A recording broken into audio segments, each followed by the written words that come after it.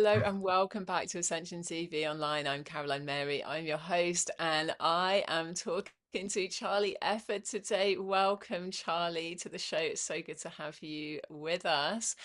Just so a little bit of a background, Charlie runs a retreat centre in Mid Wales, and he often comes to the wellbeing fairs that I run in Mid Wales. So we've overlap there and have a chat on the fly between doing meditations and talking to clients at the fairs. So, Charlie, why don't you tell our viewers who you are and what you do in the world, and we'll go from there. Okay. Hi, Karen. Thank you for having me. Oh, you're so welcome. So, I find myself in the sort of later stages of life. Um, if I reflect back and pick out some of the nuggets that kind of shaped where I've got to, Yeah. um, they feel a bit unusual when I say it. Anyway, I started out life as a soldier. I was in the army for about 11 years. Wow. Okay. I was in engineering, and I was very much using the kind of left half of my brain. I was good at logic and working things out and planning and organizing. Sure. Um, if I look back then, apart from running around being shouted at and shouting at people, I was learning about leadership. And what you often don't see in the army is the close relationships that form between the Right. soldiers and the officers and the sergeants. And there's a real bond there. It's not all about giving orders. It's about building respect and getting them to know you and caring for them. If I look back, I genuinely did that. So it was very helpful in that sense. Yeah. Um, I managed to avoid all the wars, so I haven't really been too traumatized by that side of it. But once Right. um, I left when I was about 28, and I suddenly realized I didn't want to be a general anymore. And it was time to get back into the world that I had no clue about whatsoever. Wow. Right. Yeah, so I It's effectively different. went to an army school at 16, and I was sort of really been in that system Yeah. for a long time. And it was a good structure. Some very close friendships. Sure. So I got into the consulting world. Um, I wanted to understand what everyone else did really. And I thought, well, I'll stay here for a few years and see what these companies do and decide where I want to be. And I ended up staying in that consulting world for the next, it's, well, I'm still doing it, so 30 years really, Right. in Okay. various different guises. Um, so again, I started off using my left brain, and then people wanted me to do some coaching. And I Right. Yeah. said, yeah, that's great. Like the idea of doing that. And then after a few sessions, people started bursting into tears on me quite often. Right. Okay. So it didn't bother me, but I didn't really know what I was doing or why Yeah. this was happening. Yeah. So I Yeah. thought, well, I'll go and do a counselling course and see if that can give me something more Yeah. knowledge. So I thought I was doing this counselling course to help other people, and in reality, it was really about helping me. Oh yeah, I think that's all healers go through that phase, don't they? I certainly did that when because I'm a trained coach as Uh, well, and I was so obsessed with, oh my God, I'm going to help these people that have been stuck in, for me, the mental health system that I felt was failing people. And years later, I'm like, oh yeah, okay, I'm using my coaching tools like every day. Yeah, yeah, it was a cathartic process. I cried my eyes out for about 3 or 4 years. yeah, um, yeah, all kinds of stuff that I hadn't really been aware of popped up to the surface, and it kind of cleared the decks. yeah, I also quite enjoyed doing the counselling work, so I think it probably allowed me to be a bit more effective and useful. Um, so I hadn't practiced independently because I couldn't really make it work financially at the time. yeah. Um, but I still use the skills intermittently with people. I don't sort of counsel them without them asking, but just listening to people is huge Yes, yes, without doing anything else therapeutically. yes. It really is such a gift, isn't it, Charlie? And it's something that still, when I work with people, even at the fairs or things like this, it still flummoxes me because I've had jobs that you work really hard. I've worked in catering and different things where you're really physically working. So when you're listening to people, you're kind of thinking, I'm not really doing anything. But of course, it is a skill, isn't it? And you do have to empty yourself in order to listen. Otherwise, your stuff's always coming up as well. But it's very profound, isn't it, Charlie? It is, and I think it's something that most people can learn. And I suspect, a bit like in lots of other attributes in life, some people have a natural um, ability to do it. So I used to think about it as listening with my whole body rather than just listening with my ears. And when I did that and kind of went quiet and almost without trying to push my stuff to one side, then I was able to get a real sense and connection with what the other person was doing, what was going on in their life. Mm, Um, you call it empathy in the world. Um, yeah. but empathy is really about being able to put yourself in someone else's shoes and sense what it's like for them rather than imagining what it's like if you were in their shoes. Sure. If that makes sense. Right. Yeah, no, it really It's does. picking it up through their eyes rather than yours. Yes, yes, yes, yes, yes, and that's such a deeper layer, isn't it? Because I've often, I feel like one of my earliest kind of psychic gifts was when people would say something and they kind of, people say, "And why?" They're kind of asking this rhetorical question, and I'd have the answer. So it Yeah. was, sometimes and often, obviously, people don't actually want to know that; they're just in their feelings. So having been given shown this thing is then like, okay, let's just put that aside because actually it kind of doesn't matter, because if the person's in pain, it doesn't matter what's led up to it. But it's yeah, it's a much deeper thing, isn't it, rather than I Yeah. could imagine what it's like from me, which is a layer of kind of holding space. But yeah, absolutely, it's such a deeper level. It's interesting you use the word layer because I often see the world we're living in is it's having layers of information or layers of awareness. Yeah. And I remember when I was doing my practice in counselling, I had a girl probably in her early 30s, and her dad had had a stroke, and he died when she went to the shops. And she came back and found him and kind of fallen off his chair, and she wasn't there to help him. And she was incredibly guilty. Yeah. Um, so we kind of unpicked that the reason why she was feeling guilty was because it was the last feeling she had left of her dad. So to let go of that was difficult. But whilst this was going on, I was fairly convinced that her dad was standing right behind me in the counselling room in Oh, spirit right. form.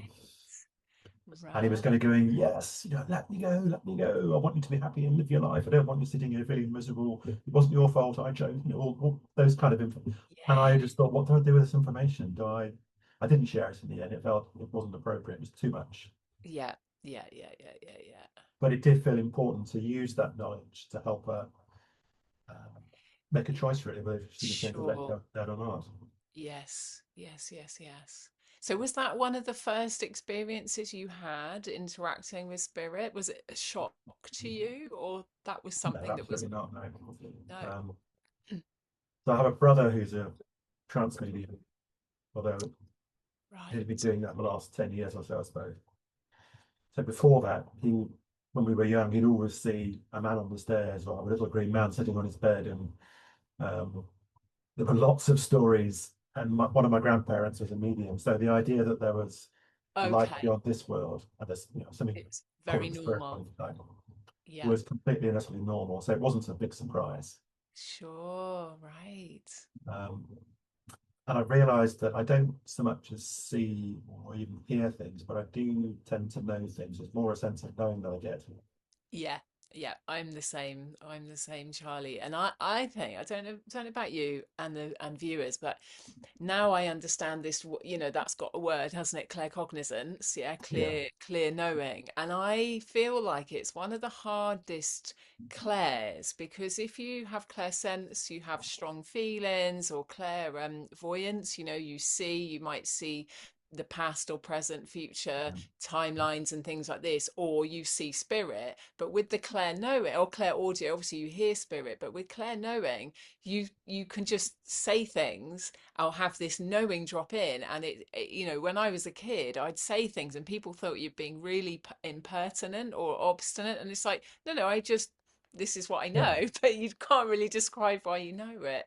So did you have a sense of that as well? Was there, Um, or did you, because you always knew there was spirit, you always knew it was coming from somewhere, even if you I were haven't got a clue where it sure, was coming from. I had, like a lot of people, I didn't really start investigating this world until I was late 30s, early 40s. That sure, okay, was sort of fairly classic.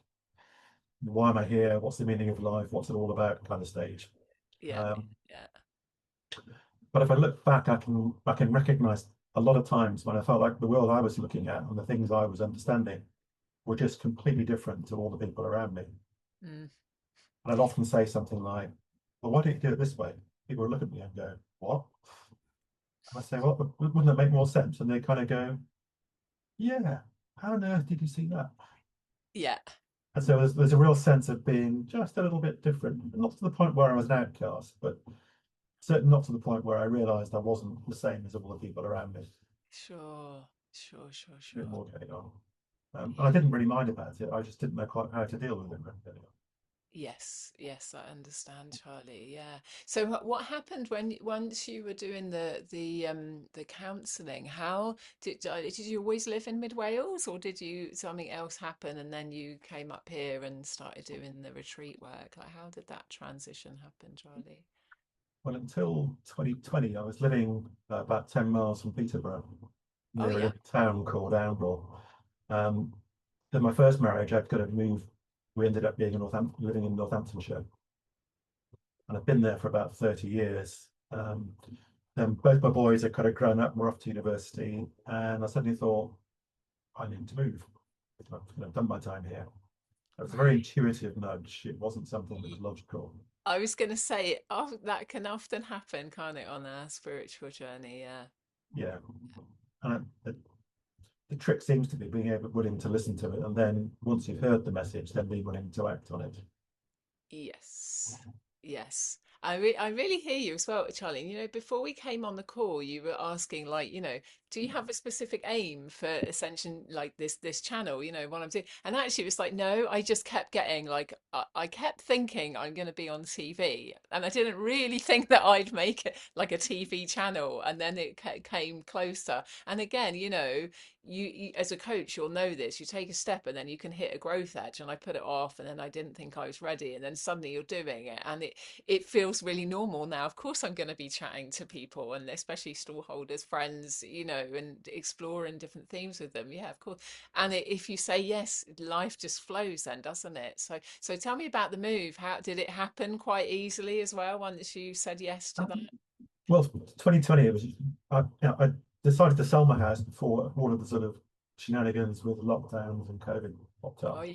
Yeah, yeah, So I yeah. ended up selling it and needing to move. They wanted to move in before everything got shut down, and I'd Right. found somewhere to rent just outside Bath. Yeah. I grew up in the West Country. That's kind of where I went down that way. Right. Okay. My mum was living in Bath, and her brothers and sisters in the area. Um, so I found this place to rent, and then it all kind of happened, and I ended up moving myself because no one could do it. So, but it worked.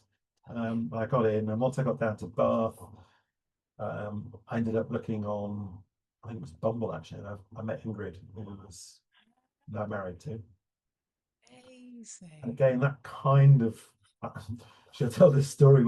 She lived just outside Glastonbury. When we went to, I think, the first date to Glastonbury Abbey and walking around, I think one of my chat up lines was, "Have you been a witch in a previous life?"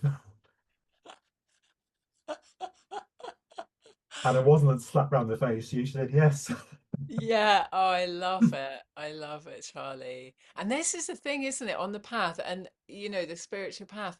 I've joined dating apps, and then I'm like, I'm just too weird. Like I definitely have always felt weirder on the outside of everything because I was seeing past lives as a kid, and I always had this feeling of being a boy and a girl, and I knew I wasn't going to be a trans person. I just knew I had different energies as different Yeah. aspects kind of would move through.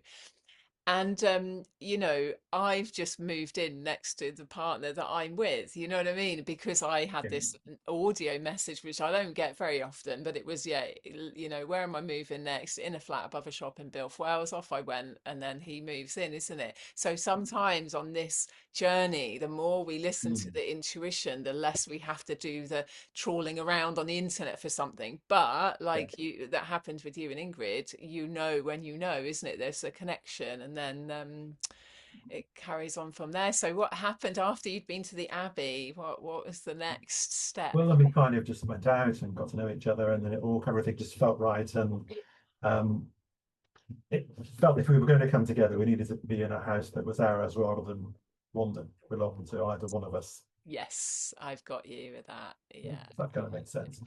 And then it was nothing more complicated than finding this place on where we're living now. Um, we're in between Montgomery and Bishop's Castle. So we're literally right on the border between. I think we're Oh, half a mile into Wales.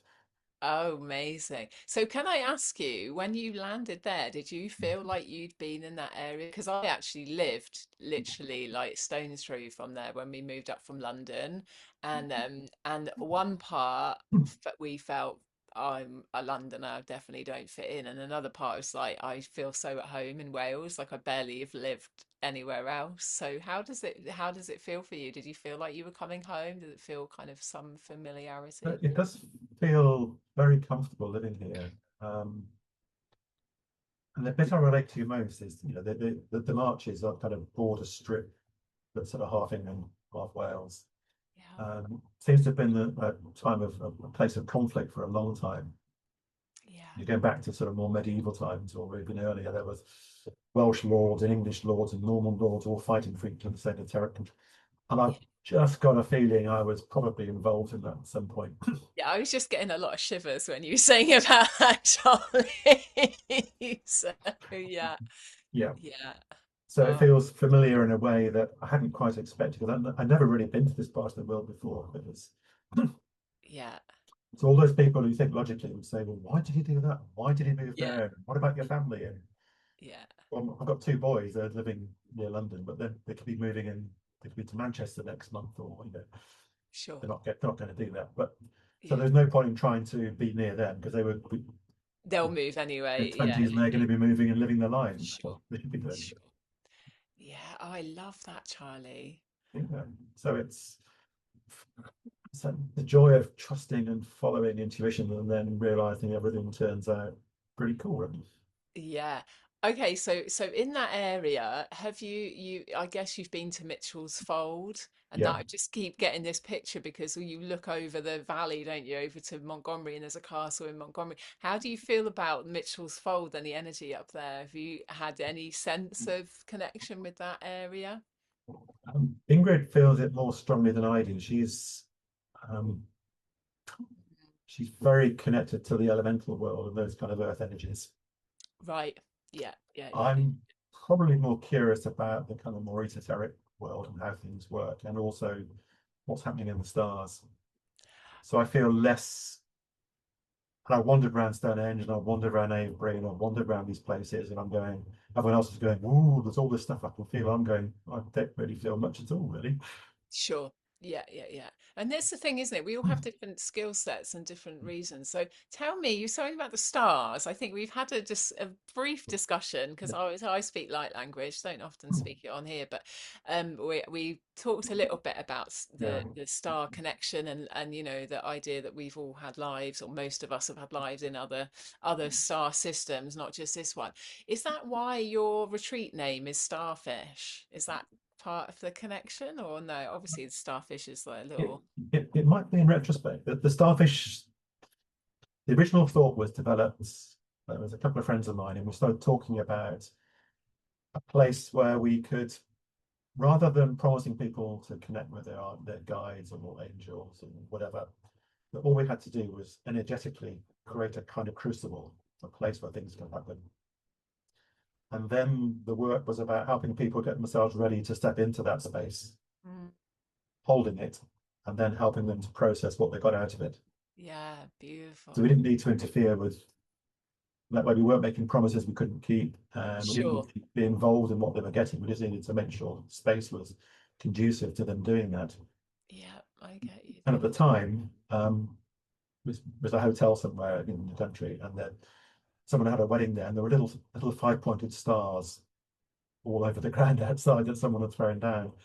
And the idea of the name Starfish popped up. Oh, I love that. So I've kind of kept it. This was a long time ago now, 10 years probably. And I've kind of run with it. Yeah. But then I started thinking about it, and five's a reasonably powerful number. Um, what I like about a starfish is, in organization terms, a starfish has got its vital organs distributed throughout its body, so you can chop a leg off and it either regrows or it doesn't kill it. Oh, I did not know that. No, well, obviously, if you sort of stomp on it, you'll flatten it. But essentially, it's capable of taking quite a lot of damage and not killing, not dying. Um, Whereas a lot of organizations are set up more like a spider, which has got a sort of big body. The legs would represent the branches and the outposts. I've So if got you kill a spider and sort of put something through its head, the whole thing dies. Where if you do the same to a starfish, it doesn't. So it's yeah, got a resilience, which I yeah. think is really powerful. And so the best example I can give of a starfish organization would be Alcoholics Anonymous. Right. Yes, not one central thing. It's It's a global equally phenomenon, spread. but it'd be impossible to shut it down. Um, Right. Yes. I love that. And I guess, when you come thinking of, helping people, it can feel like you have a trauma and that's it, we're done. But we're not, of course, because we're these very epic beings and energy beings. And actually, there's so much more of us involved, isn't there? yeah. You might work on. I had a part of me this morning. I often wake up with a kind of dream hangover, and I could feel this kind of an aspect of me that needs integrating.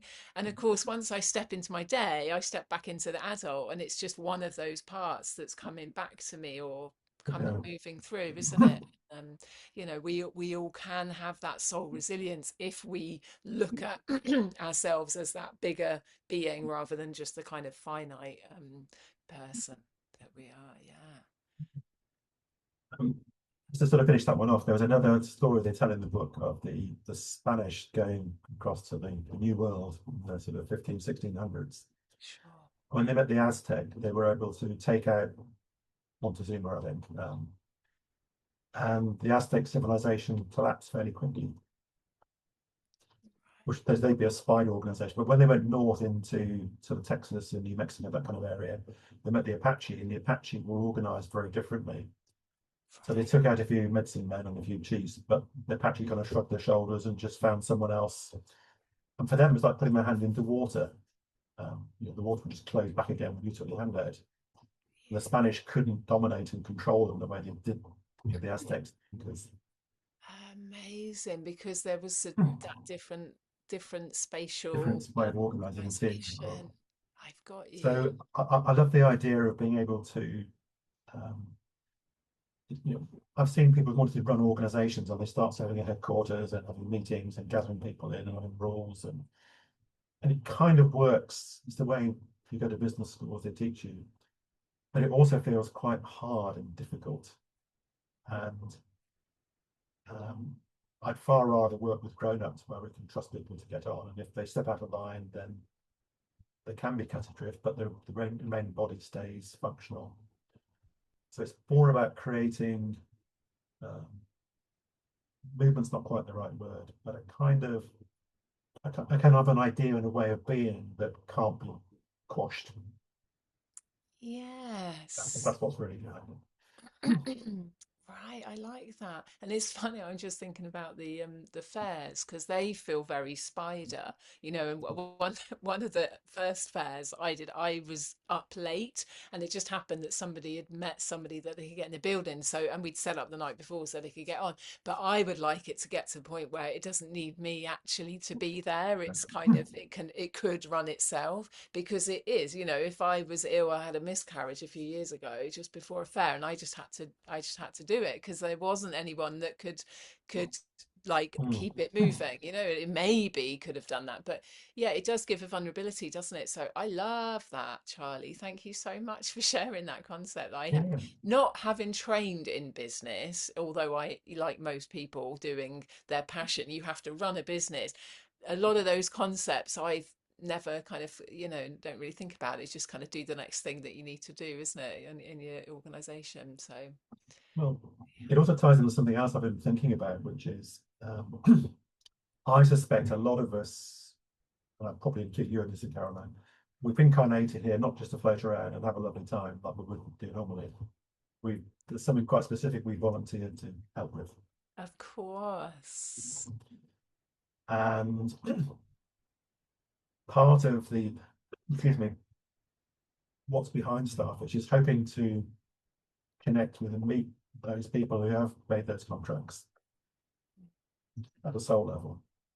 And just to gently remind them there's work to do so that they spring off. I don't like the idea of waking people up. It feels a bit intrusive. Um, Sure.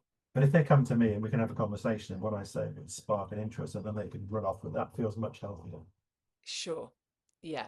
Yeah. And that's the thing, isn't it? When we're being ourselves, it necessarily does inspire, doesn't it? Or open or Yeah. invite.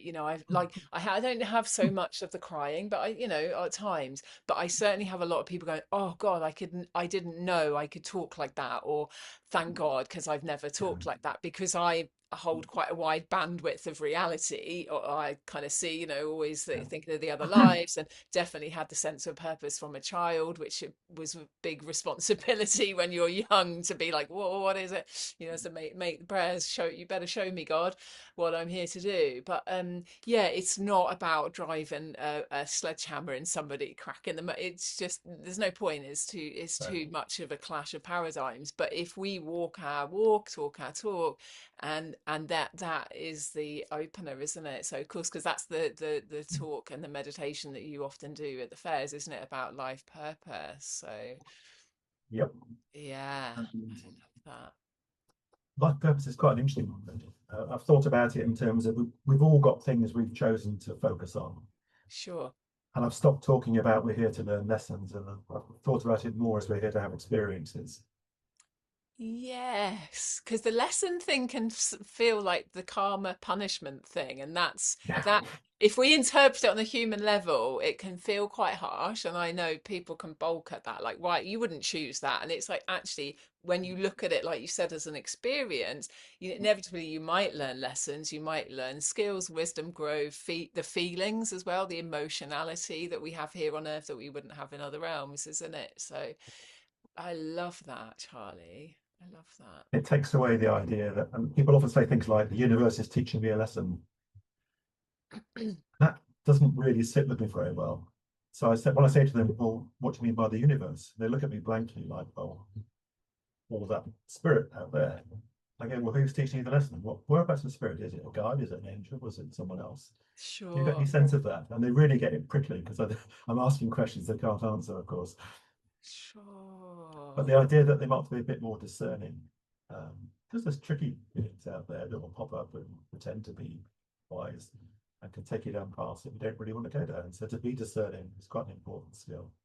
Yeah, I really hear you with that. And but I wonder though with that is whether there's a feeling of I know I'm being taught a lesson, but actually, yeah, we don't know because if you haven't asked that question, because I sometimes am just well, actually, I'm never.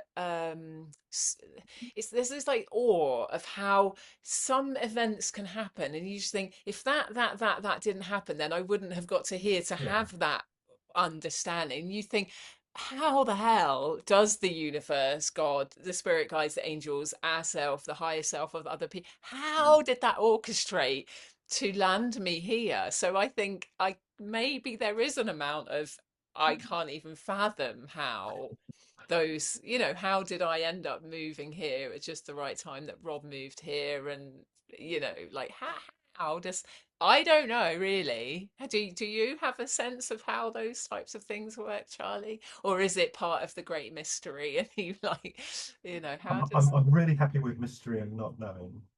And I suspect if we were operating at a different dimension and a much higher level of awareness, we'd understand how these things work perfectly well. Sure, sure. And do you know what? I'm getting a picture of people having literally their guides whispering, like you had that nudge to move. I had the nudge to move, and I actually had the nudge to move to Bill a cycle before. And I kind of was on the way here, and I was like, I don't want to move to Bill, but I'm going to move. And I went, okay, I'll move to Landod. I kind of like Yeah. bartered with spirit. But actually, Rob had not long moved up on his timeline, had moved to be with his parents, and then COVID hit. So we were getting closer. And I have karma with Bill itself, like separate to Rob. So I had to Okay. come to Bill, like, but so it's so yeah, that's what I was just seeing then, right? That's how my kind of clear knowing comes, that it actually is literally a little bit like spirit going,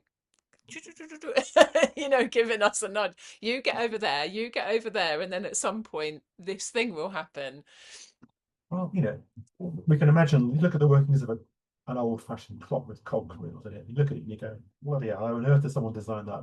It's just makes no sense, does it, how that works and tells the time. Sure, But sure. when you're a clockmaker and understand what all the bits do and how they work and Yeah, how they function, then there's a knowledge that allows you to make complete sense of that, and it's all logical and sure, works.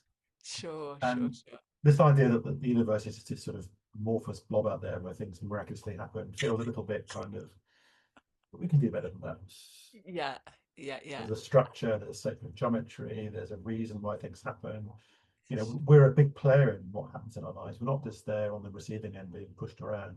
yes, The fact yes, that you're involved now means that at some level you've made a contract to be there, you've chosen to be there. yeah, And all you guys are doing is giving you a nudge to remind you that's what you chose. yeah, yeah, yeah, They're yeah, not yeah, telling you, not pushing you around. So, excuse me, I don't know how it all works. And I'm really happy to explore and to deepen my understanding to the point where I can explain things that make more sense. But there's always more beyond that. So all I'm doing really is stretching the boundaries out and out and out. And why isn't it fun to do that? Well, for me, it's fun. I guess for other people, it might be scary, but isn't yeah. that growth for? I don't know. Yeah. Yeah, no, I so hear you. And I also, do I was watching something last night and it really came down of being reminded that it's okay to take smaller steps. Yeah, I went through a phase where, because I had very profound awakenings, I was getting streams of informations, like really future stuff or ancient stuff. And there's part of me that's like, oh, okay, right, okay, I need to do this, or I have a vision, I've got to fit. And actually, on a human, like here level, I can't do that, but I'm obviously being shown something for a purpose, but I don't have to make like catapult myself into that reality or that dream or that vision. And that's taken some understanding for me of how to hold both, like hold visions but also hold now, because otherwise, our nervous system, our neural pathways, they have to catch up with yeah. the physicality has to catch up with the kind of soul level. So yeah, it was a big kind of, yeah, whoa, Nelly. Can I just bring you back, because we talked about starfish, but you were just talking about the stars. Can you tell me how you feel our connection to the stars, maybe our star brothers and sisters, work with our purpose here and what's happening, ascension of Earth, new Earth? What's your feeling on that, Charlie? It's quite some big spectrum of things there. Just weave that all together. Okay. Well, I'll start from the bigger picture. The idea that we're sitting in this space in the universe and there's nobody else out there just feels patent nonsense to me. But let's start there. Um, it doesn't take much investigation to work out that there's a whole bunch of different galactic races and probably far more than we could possibly imagine of Sure. all different shapes and sizes. Yeah. And the ones that seem to pop up fairly often will be the Arcturians and the Palladiums and the Syrians and the Draconians and the reptiles and the Anunnaki. There's probably a load more that would be. But those are the ones that probably pop up fairly often. Hmm. And people claim to have all kinds of connections, and maybe they do, maybe they don't, I don't know. Yeah. Um, I think when we choose another life after this one, we have got the option to choose to live it on different planets. I suspect each soul has got a kind of a natural birthplace Yep. universe. Yep. Um, I've had a couple of Akashic record readings, so um, and they both pointed me in the direction that my birthplace was Palladius, and that's where my soul started out its journey. Okay. Then they then said they seem to have had a whole series of incarnations on Sirius. So I think those two planets have got reasonably close connections. That I've been working on the Earth probably since Sumerian times. Okay. So hearing that information can really stroke my ego. It feels like, poor, what do you know? And I don't really know what to do with it, but it kind of doesn't feel outrageous to say it. But Sure. And again, I'm having shivers. So yeah, there's a feeling of like, yep, get you on that. Yeah. Yeah. yeah, Yeah. but there's certain places you can say that and certain places you can't. Yeah. No, I really get you with that. I was sat at a festival years ago and this guy he was like checking people out and I was like, what are you doing? He said, oh, I'm just reading where they've lived. And I was like, Yeah. oh, whatever floats your boat. We've all got different skills. I don't get that. That type of information currently anyway. And he looked at me and he goes, I can't work you out. And I was like, what do you mean? He goes, oh, you've been everywhere. I was like, okay, I certainly have had that feeling on Earth. I've watched people go off to India and I'm like, oh, I'd love to go. But my sense was always, I don't know if you've had that, if you obviously you've incarnated all over the Earth before, in linear time, that places wouldn't be the same as they were. There was like a homesick as a Oh, kid. okay. I had like a homesickness to like different eras and different places. No, not for going there now in this iteration, but Hmm. times or lives. So have you ever had that, Charlie? Not so. No, there's places I've always liked being in Edinburgh. That kind of feels local. Right. And I seem to have had a life over there at some point, Scotland. Yeah. Yeah. And there's in some of the Scots, there's this kind of very anti-English feeling, which always feels like, why are you doing that? But I kind of understand historically, right? Sure. But I've always felt an affinity with the Scots. Um, Amazing. Yeah. Yeah. where else? Um, the time I spent in Kenya, it seems to be the birthplace of the sort of human civ, and I could get a real sense of that there. It felt I Right. loved being there. It was just brilliant. Traveled all Nice. over the country, from the deserts in the north to the tropical forests in the south, in Mombasa, and the big game parks in between. And we were kind of free agents, really, so we weren't tied to a holiday. Yeah. It's whilst I Yeah. was in the military in the summer holidays when I was at university, they said if you don't go to do something useful with your time, then we will, which meant they'd sent me to Germany for a couple of months. Right. And we I organised a bunch of training and just drove around Kenya. I Wow. did 3 times in the end, so it was good.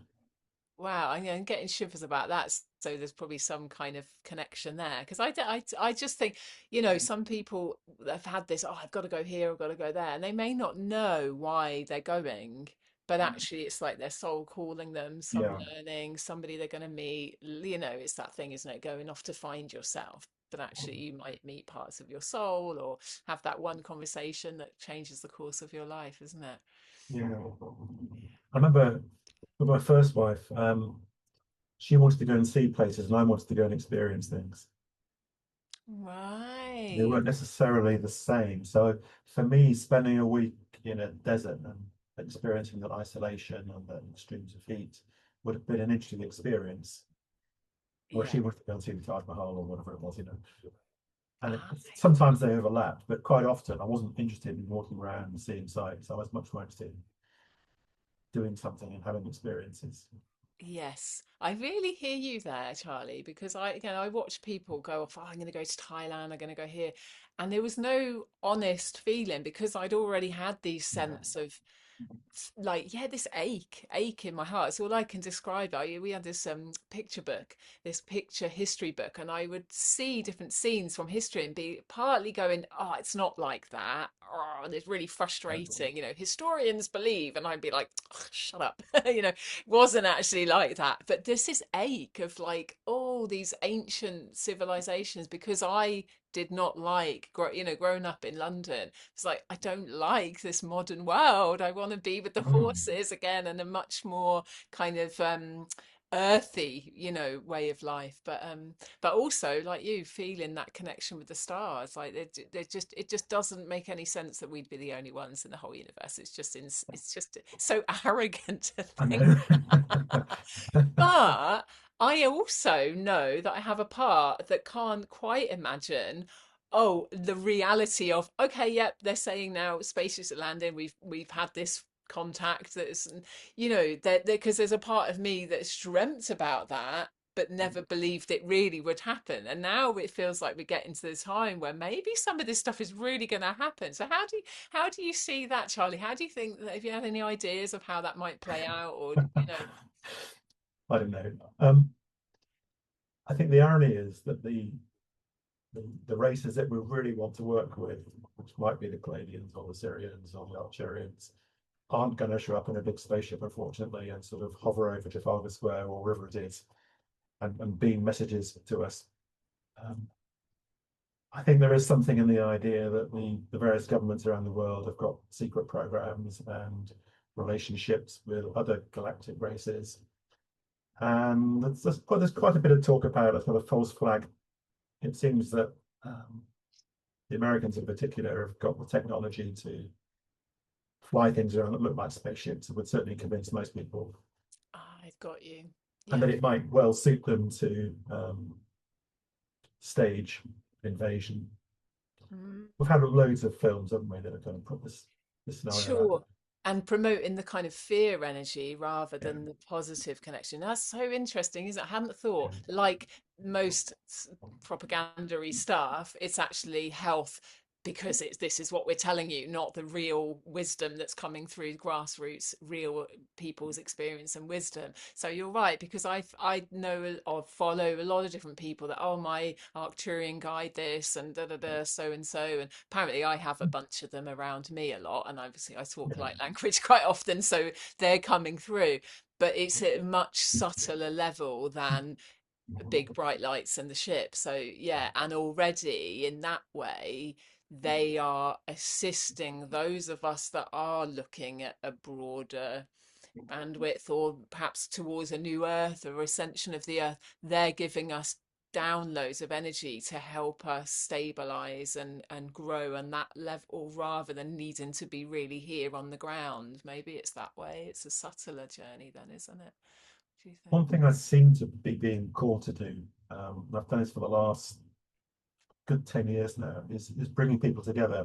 So I was and I still am part of an organization called Conscious Cafe, set up by a lady called Judy Piatkas, who ran Piatkas Publishing. So if you looked at your New Age books on the bookshelf, the Yes. chances are she's published quite a few of them. Okay. So she was bringing people together ages ago, and I kind of met her and started taking what she'd done and taking it out to London. Um, so Okay. I think when we bring people together, I realised that the discussion was interesting, but what was more valuable was the fact we're in the same room together in the same space, Right. and the vibration was going up just by being there, and people could talk about things and relax. The kind of conversation we're having would be utterly normal there, but in a way it wouldn't be in the pubs, most Sure. places. So it Oh, kind of released them, and there's a kind of sigh, and people came together and sharing ideas. And I didn't have to, all I had to do was get holding space again, really, yeah. was get create the venue, hold the space for it to happen, and let people do what they needed to do. They never really followed the discussions, really. They always went off somewhere else. It didn't matter. Yes. I love that, So Charlie. if we're coming in and we're being, we're instinctively working at a high vibrational level and we're getting information and maybe downloads and growing, then just by being with people, we're making a difference. It's a very interesting way of doing it, isn't it? Because it's rather than this sort of full scale head on attack on the bad guys. I'll use that word very loosely. It doesn't help so much. It's a kind of inner growing, and it's building a movement again. It's not that kind of that starfish movement where it grows. It grows inside, and you can't really stop it because you don't know who to take out. You don't know who to stop. But Yes. it the light comes in as the early image I had was like a prairie at night, full of little campfires. And each campfire was someone doing some good work, a little bit of light, but the overall image was still nighttime. Yes. So it's the idea of getting those, bringing those campfires closer together, and then creating a big bonfire somewhere in the middle, perhaps, and then it would be a much brighter light, and it might even look like day. Yes. Yes. I love that. And it's interesting, isn't it? Because when I think about the fairs, I was guided to do that by in a session with my mentor Angela, and she was like, "Oh, Spirit's asking me to do that," and my human often is trying to quantify, oh, there needs to be this many people, and all I need to satisfy all my stall holders by the work I've done, and actually, it's like you said.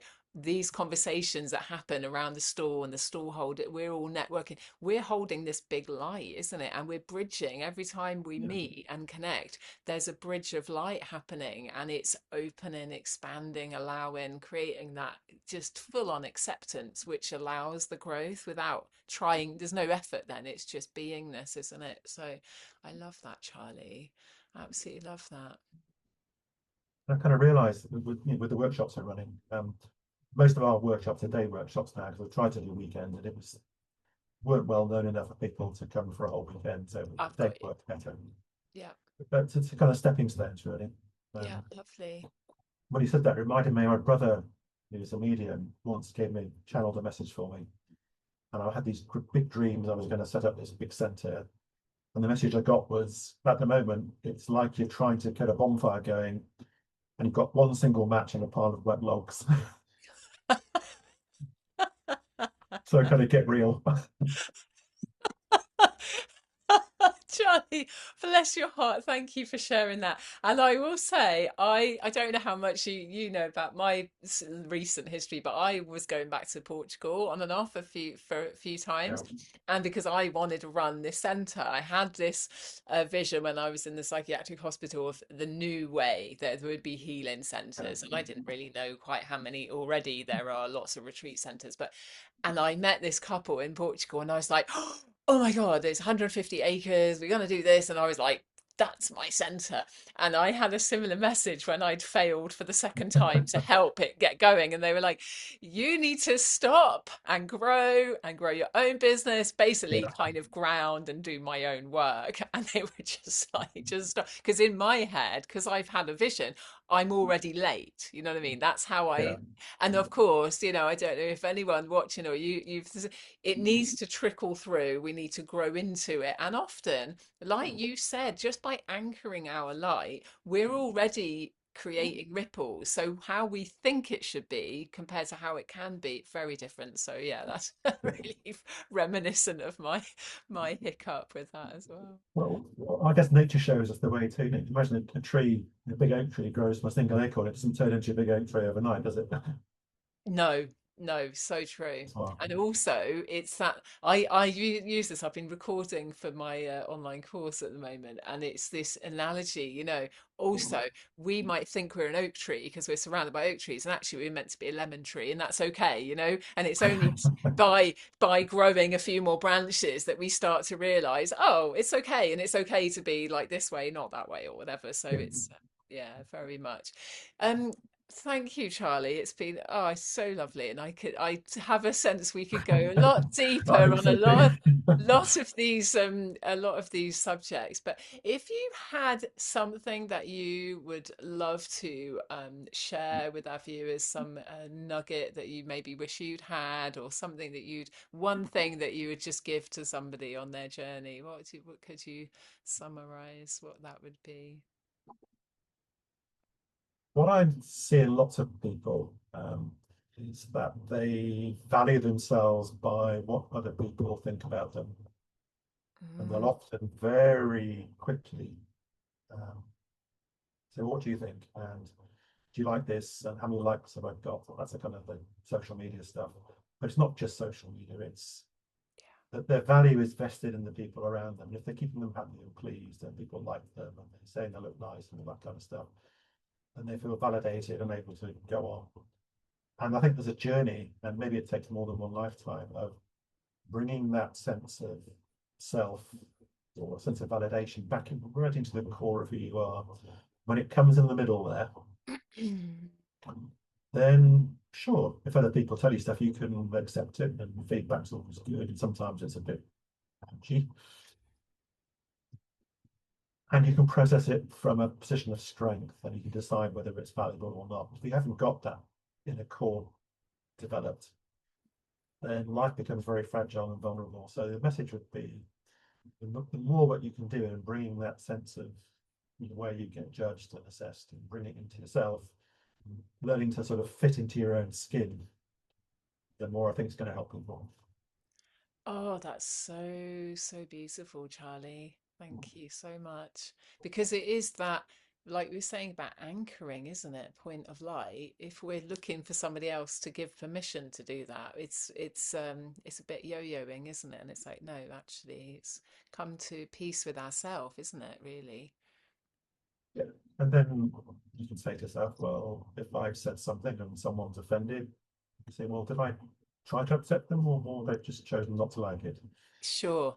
And if Yes. I've said it in complete innocence and it's come from a good place, then I don't need to be worried about whether they're offended or not. I'll leave it up to Yes. them to do that, Yeah, I and really so on. hear Yeah. you. Yeah, it's so helpful, isn't it? I've certainly seen that for myself the last few years. And it does, it's not to say that, if somebody does find something upsetting, you might not comfort them or something, but you can just rest easy knowing, no, no, that was in innocence. We're doing our best, right? Yeah, it's cuts out a lot of the double thinking that we Yeah. could be doing. Yeah, I Well, really the thought I'll leave you with is if we were all perfect, angelic human beings, it wouldn't be here. So let's get on with it. Yes, yes. Oh, yes, yes, yes. Yeah, it's definitely landing on my on me at the moment. Yeah, it's okay. Yeah, doing your best. Get Yeah. up. It's that Cock it thing, up isn't then. it? Who Fail cares? 7 times, get up 8 times, keep going. Yeah, It's more than keeping going. It's just not beating yourself up for sure. making a mistake that's an honest mistake. And Yeah, things happen and you can't take stuff with you. So, hey ho. yeah. No, I like that. Holding it lightly. Oh, Charlie, thank you. It's been Right, absolutely lovely to discuss and meander through your journey with you, Charlie. And if people would like to get hold of you, do you have some retreats coming up or like workshops coming up? What have you got coming up? So we've planned 8 workshops for this year. Lovely. Some of the titles, I'll just pull them up quickly for you, and then I'll tell you where to find them.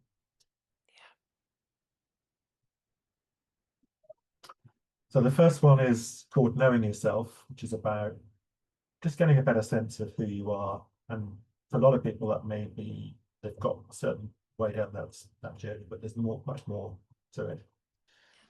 Then we've got one called Living from Your Heart, loving yourself, remembering your path. There's a nice one I like doing called Exploring the Spiritual World, which is about opening everything up and looking at things from different angles and learning from each other. Um, Nice. all the details are on our website, which is starfishspace.org. Nice. Starfish Space is all one word. Yeah, we'll There's put the links in the put links, comments. yeah. There's Yeah. tons on there. But essentially, what we're doing is they're limited to 6 people. Sometimes we can squeeze in 8 if we need to. So it's a fairly intimate gathering rather than a big scary space. Beautiful. And my job is to hold that space and to ask people to look at things differently, to look at themselves, to look at the outside world, and just take away whatever it is they need to take away. That's it. Beautiful. I get shivers about that. I'm thinking, oh, perhaps there's one calling for me. I've often been given my jobs and books and projects, and I'm not always off going and doing. And actually, I have to, it's come up this week really how much we need to live in balance, and receive and Yeah, keep our inner journey going as well as being the one that's offering something. Charlie, thank you. We're very going to well. say something. So, Now, I was saying that you put the word balance, and that's word I think that's been fairly important to me over the years.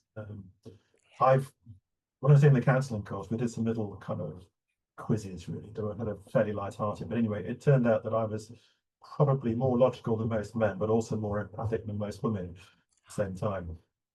Amazing. So you got that balance of the male So female energies. simply, both sides of my brain seem to work, and I can call on both when I need them, and to Sure. bring both to bear. So all the workshops we're doing, there's bits where I'm asking you to think and to be logical, and there's bits where I'm asking you to experience and to. And to But feel. bringing both of those together, I think, is a really powerful way of growing.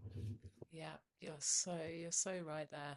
Definitely, because off if we're over here, we're going to be brought that way and come back in, isn't it? So, Yeah, oh, Charlie, thank you so much. It's thank lovely you to too. feel your restful, expansive energies. And if you'd like to meet Charlie in person, come along to Bilth to our next Wellbeing Fair on the 21st of March in the Jubilee Hall. You can come and chat to him about the work he does and experience a meditation with him. Can't remember what the time it is for the top end, but I'll put the details in the Yeah, comments there. And look forward to seeing you soon. Thank you so much for joining us on Ascension TV online, and we will see you next week with another amazing person that I get to know more of. So thank you so much for joining us, Charlie. I will see you soon. and thank you too, Karen. That's been a pleasure. You're so welcome. Yeah, such a pleasure.